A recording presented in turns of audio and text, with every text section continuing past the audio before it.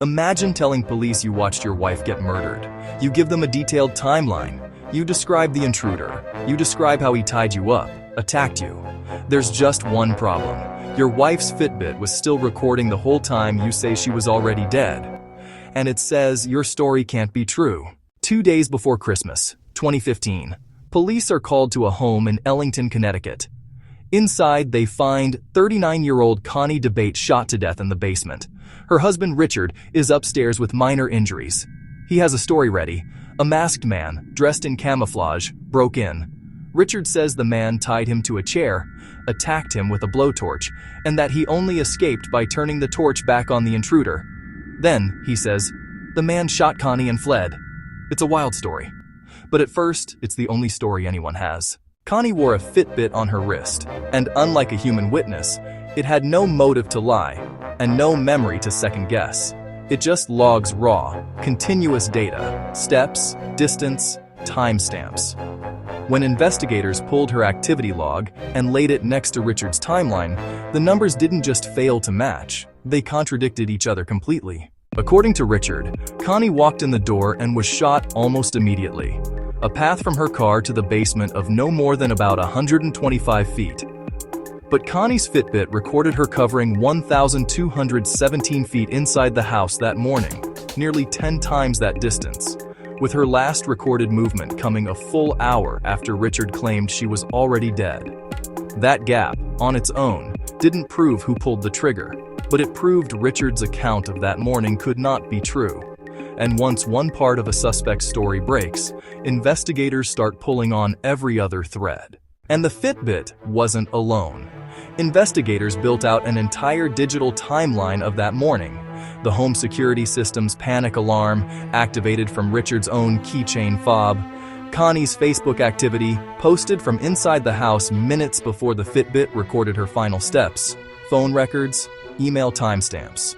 Piece by piece, a picture assembled itself, one that left almost no room in the morning for the intruder Richard described. Investigators also uncovered a motive. Richard had been having a years-long affair with another woman, a woman who, by the time of the murder, was pregnant with his child. Richard, however, continued to deny killing his wife. This is what makes the case so fascinating, forensically. A Fitbit doesn't know who's guilty. It doesn't know what happened in a room. It just records data.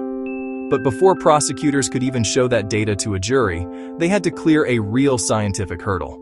A pre-trial hearing specifically to establish whether Fitbit data was reliable and accurate enough to be treated as evidence at all. An outside researcher who'd studied that model's accuracy testified in support of it, and the court ultimately ruled it admissible. That step matters. It's the difference between a cool gadget detail and genuine forensic evidence. The data had to earn its way into the trial the same way a fingerprint or a DNA sample would. The case took years to reach trial. In May 2022, after a 5-week trial and roughly 130 witnesses, a jury found Richard DeBate guilty of murder, tampering with physical evidence, and making a false statement to authorities. He was sentenced that August to 65 years in prison. Richard appealed, challenging, among other things, whether the Fitbit evidence should ever have been allowed in the first place.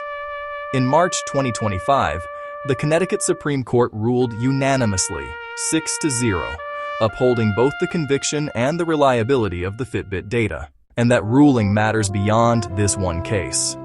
Because it wasn't just a story about a Fitbit, it was one of the clearest legal tests yet of whether ordinary consumer devices, not built for courtrooms, not built for forensics, can hold up as scientific evidence when it counts. Today, people walk around carrying devices that constantly record information about them. Your phone knows where you go. Your car can record where you've been. Your smartwatch tracks your movement, your heart rate, the moments your body suddenly changes. We think of these as personal convenience, but in a criminal investigation, they can become witnesses. Silent ones. They don't get nervous under questioning. They don't change their story between interviews. They just produce a number, and sometimes that number is the one detail a fabricated story can't account for. Richard DeBate maintained his innocence through trial, sentencing, and appeal. But the jury didn't believe the story. And in the end, Neither did the numbers. The most dangerous witness in a murder case might not be a person. It might be the device you forgot was still counting.